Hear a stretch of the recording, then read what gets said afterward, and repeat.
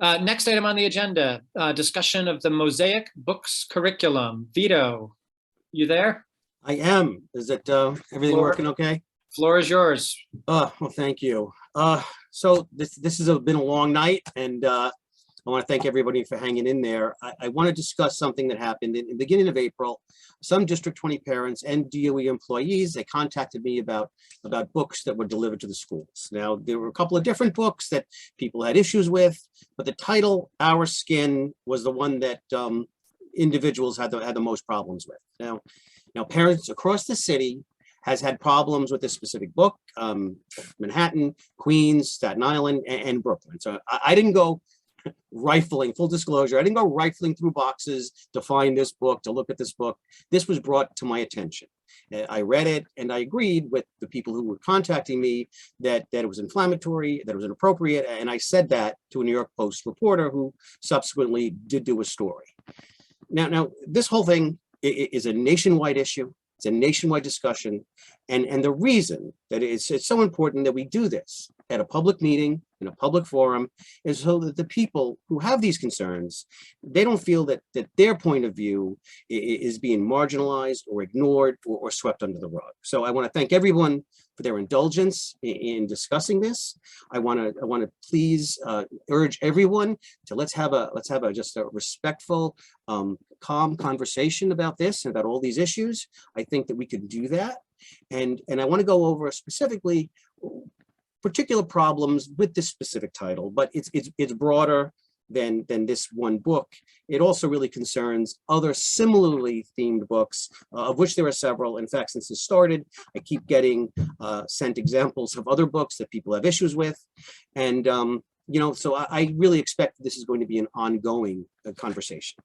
So one criticism is that anybody who objects to books on the racial systems or anything like that just doesn't want to teach the bad aspects of our history, of U.S. history, slavery, segregation, discrimination, etc. All of it. All of it is horrible. And the real irony here, one of the ironies, is that this book doesn't do any of that, right? Here's what this book says. It talks about race as a social construct that was wrong.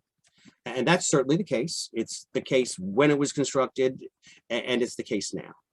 But instead of downplaying race and using it only to identify actual discrimination and addressing that, and with the goal of maybe eventually eliminating the use of race, since it's such a racist construct, it's artificial, why not get rid of it altogether? But what this book and other books do is they look at everything through a racial lens.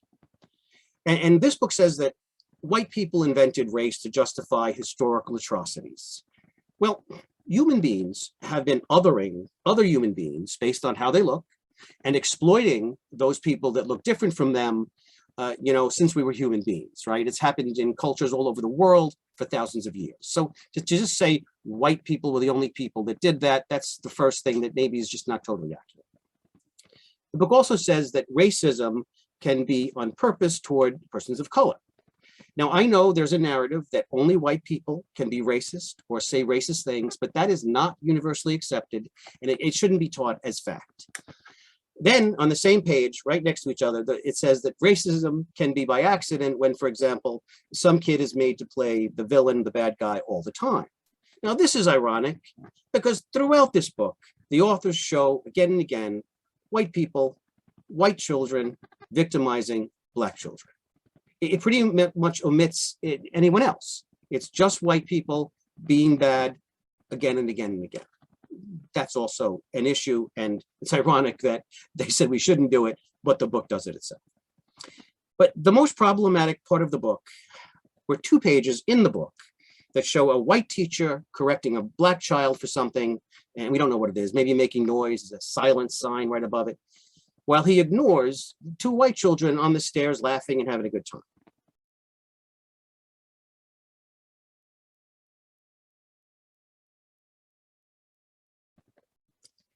Well, I mean, is any wonder why teachers might be offended by this? I mean, we don't know what that Black child may or may not have done. And how is a teacher supposed to know what's going on behind his back? I mean, the text and the illustrations pretty much states that the teacher is correcting this child because the teacher is racist. I mean, how is that okay? I don't think it is. I think people have a right to be offended by that and upset by it.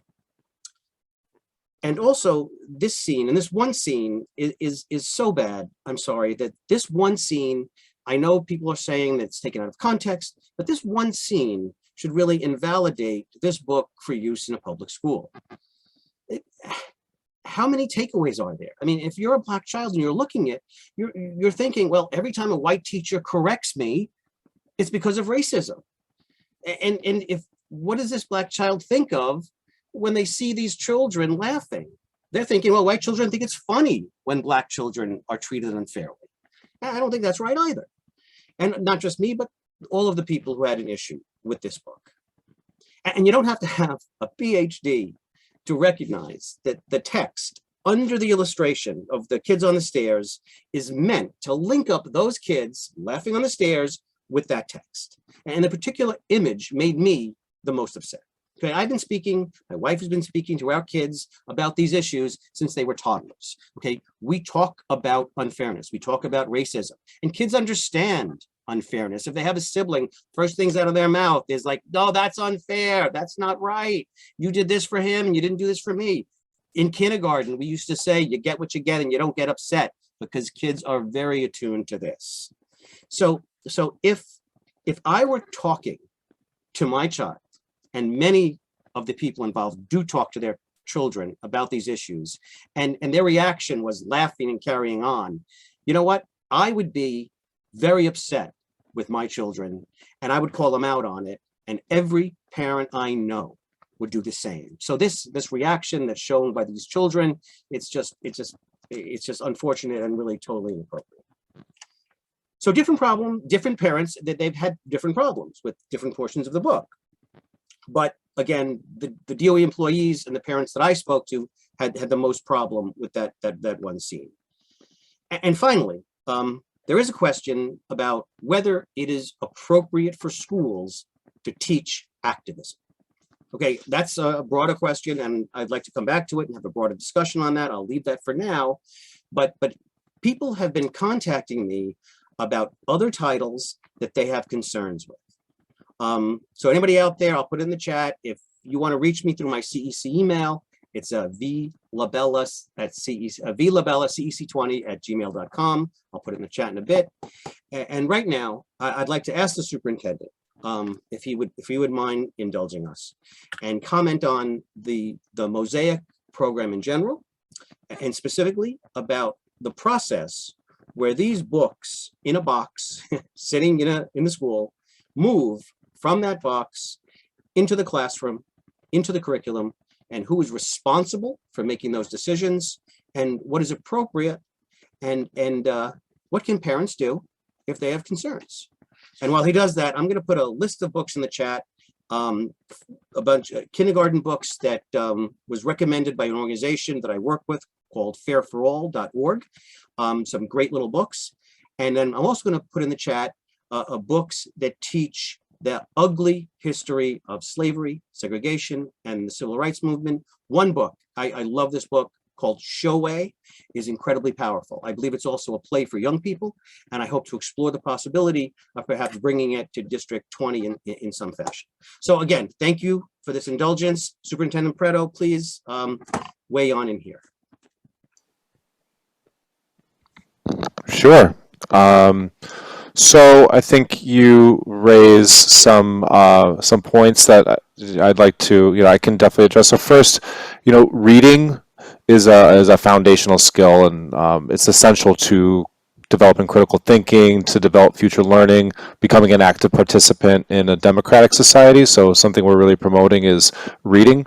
We at the DOE affirm all students and lift up all students that reside in our classrooms. And one of the amazing things about District 20 is the sheer diversity of children and families that run across our classrooms in all of our different parts of the district, and we affirm all of those students. Books are tools for helping people understand complex issues, limiting access or otherwise removing things don't protect students from the challenges that are faced every day in society. And we really believe that all students deserve a mirror, they deserve a window, and kind of like quote unquote sliding glass door in literature. We think it's really important that children are able to see themselves in the literature.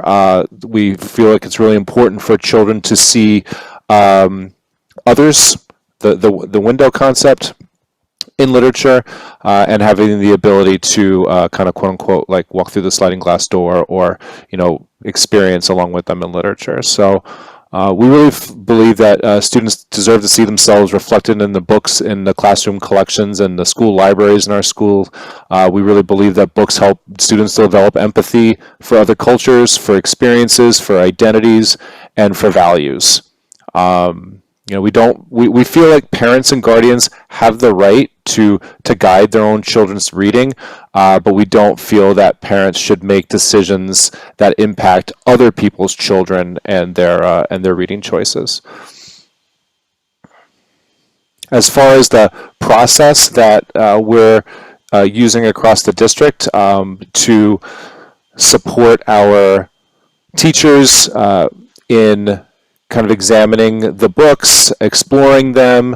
We've been doing a lot of work in District 20 through our SEAL theory of action, combining social, emotional, and academic learning and infusing culturally relevant responsive practices. We've really focused in on the idea of identity this year with exploring learning activities and practices where children and teachers and schools explore the individual identities as children self-identify in the classroom and in the school, and using that information to start applying this windows and mirrors concept. How can we find ways to provide windows for children into the backgrounds and cultures and identities of other students? How can we provide opportunities for mirrors for children expressing cultures, backgrounds, interests, identities to see themselves in the literature? So we're using this frame to examine the books that are arriving in the schools. We're really trying to leverage the resources. It's a long process, so it is underway and will continue to be underway for a bit, but we're really trying to provide time and space for teachers to explore the materials and find what those, first and foremost, that reflect this idea of windows and mirrors, that reflect this idea that, oh, this is a character that reflects a child or children in the classroom. This is a resource for an individual child to be able to see themselves in the classroom and be another way to validate their part in the community, and see themselves reflected in books in the classroom libraries. David, I just want to sort of push a little further on that, because that sounds great. No one's going to disagree with anything you just said. The issue goes a little beyond that, right? The issue is, as Vito pointed out, what if some groups are specifically targeted as being the problem? Is that okay? I think we would need to explore the text. I think that's one thing that really is a big lift for teachers, especially considering the volume and the rolling nature of the resources coming into schools this year. So I think that it's really important, again, for teachers to be able to have the time and the space to be able to absorb and examine the resources and materials. One of the biggest challenges of being a teacher is, when engaging children in reading and learning, be able to support their development and guide them through the concepts and topics that they encounter. So because of that, it's really important for them to be able to see what themes and topics that are at play in text in order to prepare themselves for supporting children when complex topics arise. Yeah, I agree, but I'd still like an answer to the question. If there was a group, an ethnic or racial group, that was pointed out in a book as this group is responsible for structural racism, is that appropriate? I understand the question, and I understand that the question is like directed specifically to the way that Vito was describing the book Our Skin, and so I understand the question. I'm gonna continue coming back to the idea of developing critical thinking. I'm going to continue coming back to the idea of children being active participants in society, and being prepared for future learning. And the idea of, books are tools for helping people understand complex issues, and the idea that limiting access to a book does not protect a student from the challenges that's faced every day in society. Go ahead, Yona, and then Jen. Hello, I do not want to take too much of your time, but I have read the article and I've seen some of the pages in the book. I am all for, children being exposed to as much and as many books as possible and as much topics as possible. But I think that I feel like you're deviating from the actual, like in this specific example, I felt like the book was all about to make racism white versus black. As a foreign person, I think racism is a very much broader topic than being white to black. And I felt like the book really, to say that white people invented racism or something in those lines, I thought that that was quite misleading. And I think it left so much room for interpretation that, I think books should be able to make children, especially children, explore and learn new things in a way that you're not influencing them, whether it's that like politically, whether it's that, for specific movements. I feel that that book was really basically saying that white people invented racism, white people are the racists, and that's how, at least those few pages that I read, that's the message that I received. As a grown-up, I recognize that as not being a good message, at least for me or for my children. So I would love to see how the process is for teachers or people who work in the DOE or people who work in libraries, what system is in place for them to influence, because we get influenced by our teachers, by the people at the library to pick a book. So if we were to look for books on racism, how can we make that process so we're not recommending books that are targeting very specific things? Because I thought it was very odd the way that the book was describing it. Thank you. So, two things. One, I would definitely encourage parents to, if they have a concern about a text, or as with any concern that they would have, to definitely reach out to the parent coordinator or the principal to communicate the concern. So I would definitely encourage parents to do that. And then the DOE, the collection department, collection development policy for classroom collections and school libraries, there's procedures and policies for materials to be considered, as well as questions for how choosing those titles are considered. So long story short, there is a process for materials to be reviewed and considered by a committee. So if there's outreach around a particular title, I think that should be definitely expressed to your parent coordinator and your principal.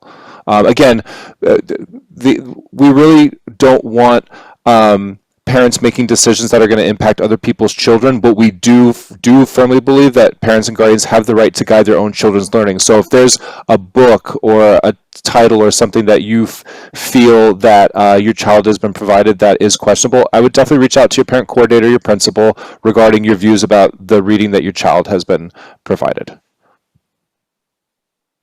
Go ahead, Jen. Hi. So I also did not actually read through the entire book, but like Yona, I saw the article and I saw the few pages that were highlighted. So I am a little afraid that my opinions might be a little bit out of context, but it did seem the parts that were highlighted, I did feel like it was a little bit problematic. And I personally don't shy away from talking about topics with my kids. It's just that if they're reading this in school, I don't always know what they're reading in school all the time, because my kid reads she actually reads a lot of stuff she gets her hands on a book and she starts reading it, I don't always know what she's exposed to until she randomly asks me a random question, and it might already be like months later since she's been exposed to the material. So I'm a little bit concerned about the age appropriateness as well, because if they have questions, this is a hot topic, and it would be something that if the teacher is going to use this book, I would like to know, because it is, as you can see, a bit controversial, just so that I can address it at home as well, and talk to my child about some of the more bigger questions that she or he might have. Is that something that we could maybe discuss, going forward, about books that, if we don't have a say in that, then at least let us know when a hot topic book is coming up so that we can address it at home, maybe? So typically and generally when books are going to be included, especially for an entire class or for a group of students, a school will notify parents when they anticipate that there may be some concerns in order to, it is something that has happened in the past. We also have schools that, I'm not promoting an expectation here for teachers, so I want to be clear about that when I say this. However, many of our schools have a common practice of including information in newsletters or in other communication from teachers to their families about the overall units, their learning, and frequently that will include the title of a read aloud that all children will engage in. So that's a common thing that happens across our district and across the city. So, but I want to make clear that that's not something that is a district policy or something that I am in control of. That is definitely around a school's systems for engaging parents and for teachers communicating with their classroom families around the materials and themes, topics that are in a particular unit of study. But I only share that to say that, Jen, to your question, like, is it possible for schools to share like the texts that are read in the class? That is something that does happen. Okay.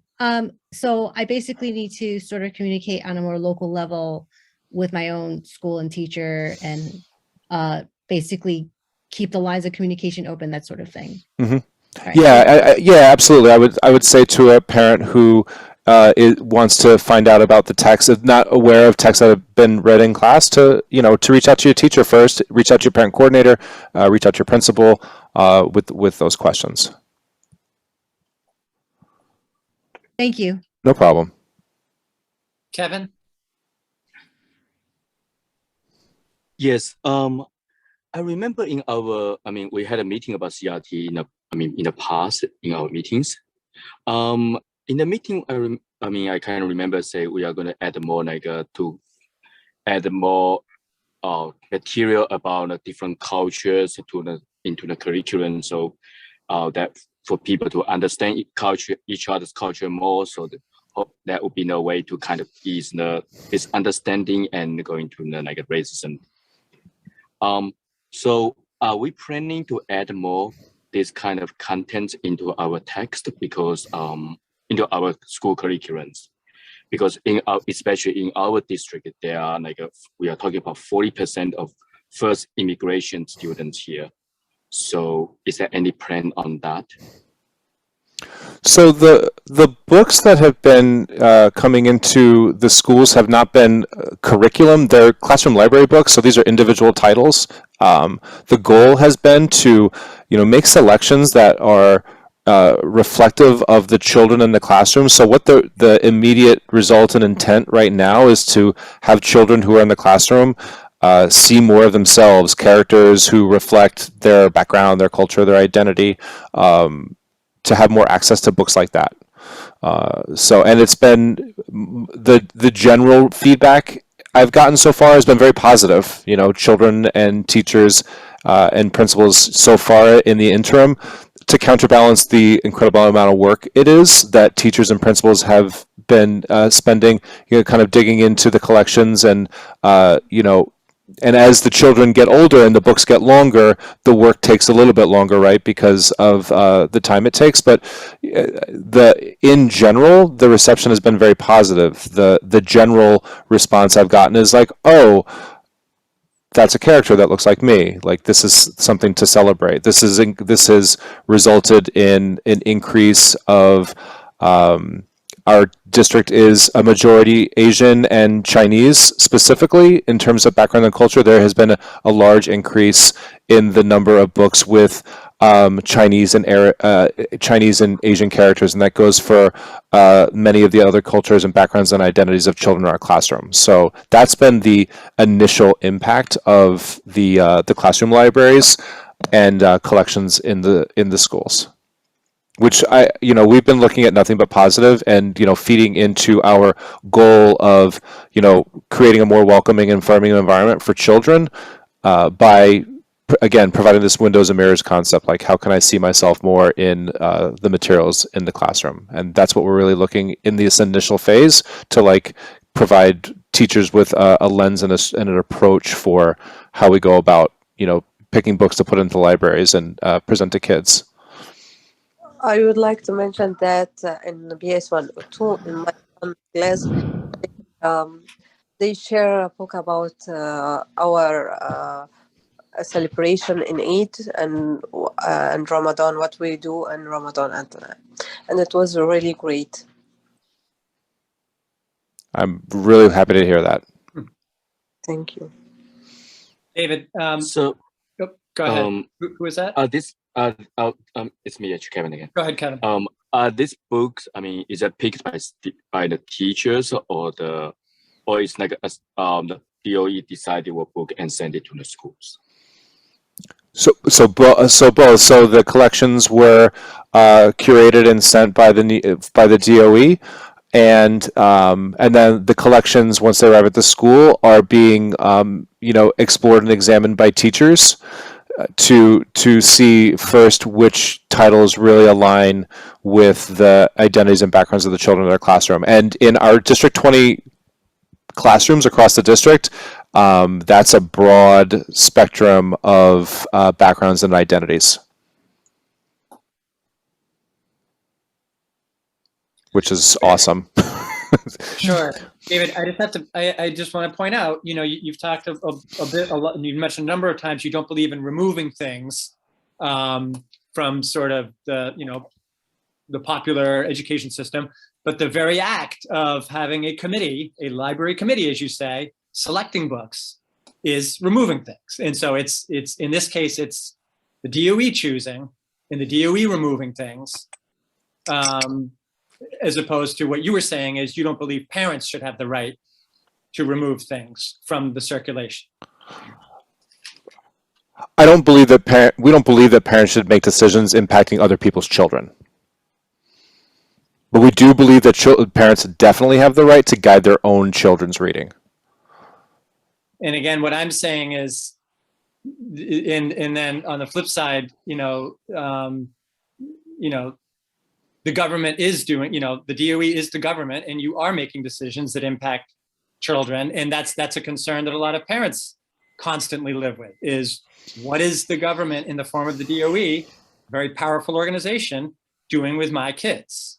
And so there's a flip side to what you just said. And I just like you to be aware of that. It needs to be said, and that's a concern of many parents. There's responsibility that comes with being a virtual monopoly, especially on information. Go ahead, Vito. I'm sorry, David. I get the feeling that if white parents are telling you that they're feeling attacked and that this is racist toward them, I get the feeling that if another group had said that to you, you would be a little bit more empathetic. This is a problem. People are upset by this book specifically. And it's not just in District 20, it's across the city, it's across the state, it's across the nation. And I think there needs to be a little bit more of a response than, well, that's just the way it is. Parents don't get to right to do it. This is not a book. This book does not elevate everybody. It doesn't. I put books in the chart, in the chat, that elevate everybody.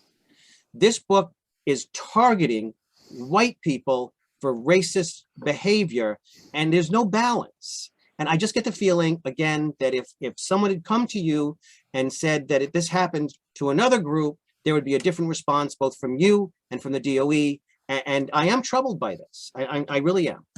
Thank you. I hear you.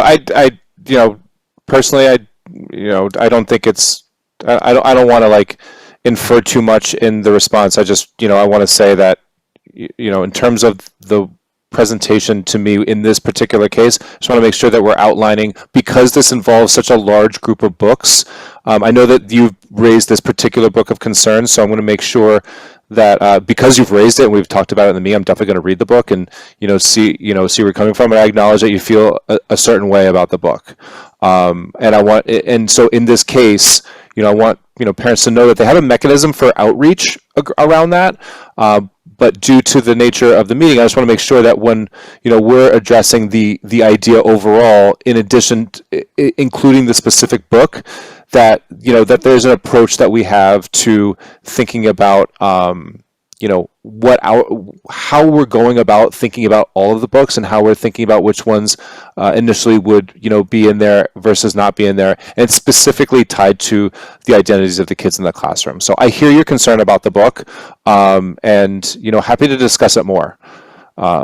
I'd like to suggest a framework, and I did see Elizabeth, but I think she might have got kicked off, but I will let her ask a question. No. I'm here now. I just want to say, why can't we get rid of problematic books? If a majority of parents in our district are complaining about it, I mean, and this is something that you guys are teaching. I mean, we should have a say in what's in the books. I want to be clear that the book is not being taught. Elizabeth, just to be clear, the book isn't being taught. So, to my knowledge, this title, Our Skin, is not being read by a teacher to a classroom of children. It's one of many titles that's been included in classroom library collections. So this is a book that would be sitting in a classroom library that a child could, through the different processes around leveling and other exploration activities that kindergarten teachers engage in. Again, kindergarten is going to be the first or one of the first grades that children are going to encounter books in general. So this is not going to be a book that's going to be read to the whole class. This is going to be included in the classroom library. So different than like being in the curriculum or being kind of, as you say, taught. Oh, okay. All right. Thank you. Thanks for the clarification. Sure. So do we have a list of books that are taught and read to the class? Is it supposed to be standardized across the school, across the district, across the city? Can you speak on that? It varies. So teachers have their units of study, and going back to the comment I made regarding the texts that are read aloud, or shared text, whole class novels, that type of thing.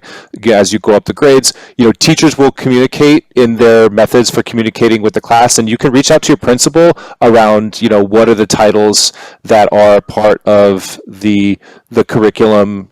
What are the ones that are included for whole class experiences, and get information on that. Thank you, because I think there is a big difference. Like Elizabeth said, there's a big difference between a teacher presenting someone as an authority figure and the book is there. I still have problems with the book. I hope we can talk about it further. Sure.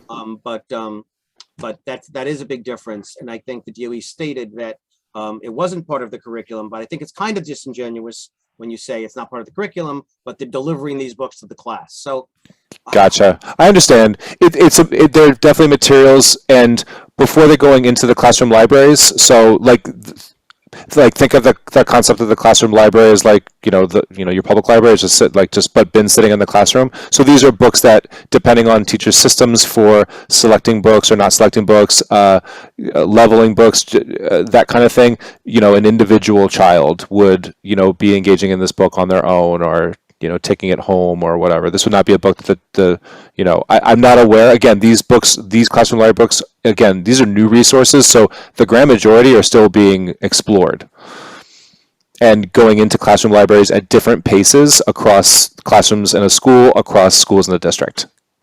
I want to move on, but I want to leave one. I want to share this thought too, because a few minutes ago, David, you mentioned how can we think about.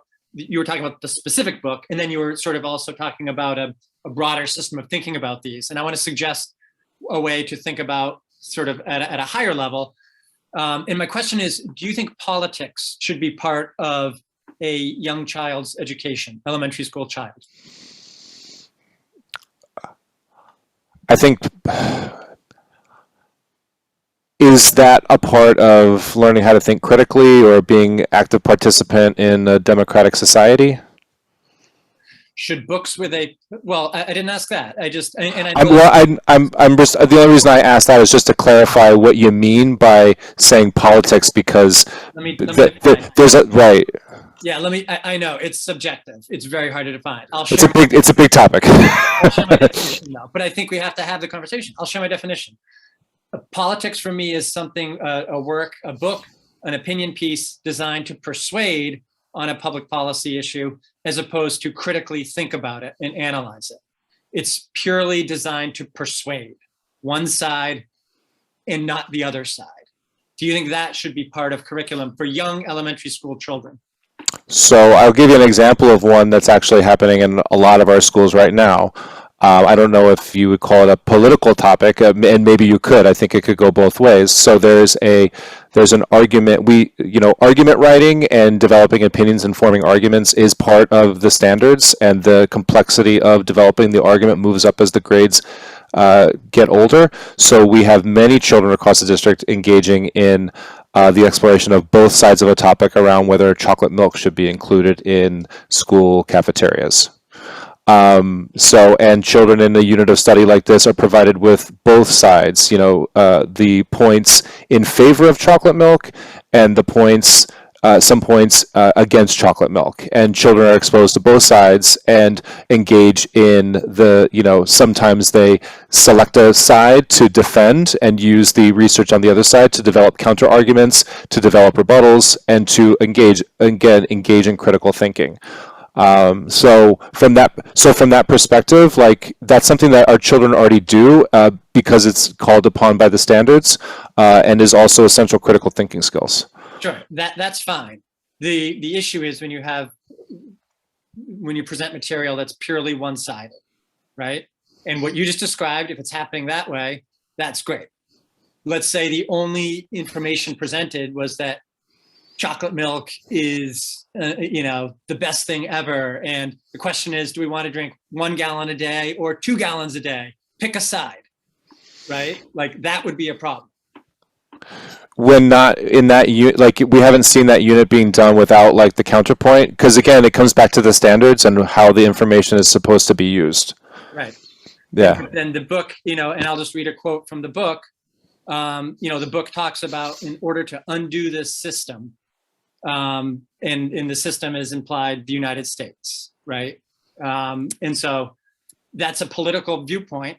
People are more than welcome to hold it, but the book is concluding by saying that kids need to work to undo the system. And it's, open to interpret what you think the system is, but it's very clear that the message is the United States, whatever, governance, laws, needs to be undone. And the book ends there. Is that right? Is that critical balance? Well, that level of the standard doesn't happen in kindergarten. It looks a lot different. It's a little bit more simplified in kindergarten. Isn't this a kindergarten book, or the book? My understanding was that this was a kindergarten book. And so is that appropriate for a kindergarten book? I have to read the whole book and like understand it within the context. So But again, it's a political viewpoint, right? It's not just chocolate milk. It's talking about the United. It's a policy. It's politics, right? It's talking about the United States. It's totally fine to write a book talking about, abhorring racism and respect all and value all cultures. But it's suddenly leaped into this political realm. The United States, as it is, needs to be undone. That's a political view. And that shouldn't be going to our young kids, our K through 3 kids. Debate that in college all you want. I'll